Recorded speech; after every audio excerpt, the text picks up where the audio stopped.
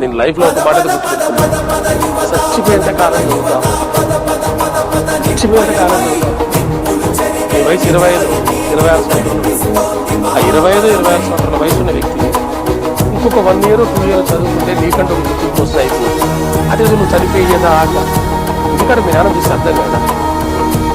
ఆయన వయసు వచ్చిన కానించి ఇప్పటి వరకు పోరాటం చేస్తూనే ఉండే వ్యవసాయం మీద. ఏం సంపాదించినా తన పని మీద తనకి ఎంత ప్రేమ ఉంటుందో తెలుసా. ఒక్క రోజు కూడా తను నెగ్లెక్ట్ చేయడం. లాస్ట్ ఇయర్ 10,000 కాదు, లక్ష లాస్ వచ్చినా నవ్వుతూ మళ్ళీ వ్యవసాయం చేయాలి. ఒక్కంటే గొప్ప మోటివేషన్ ఎవరా.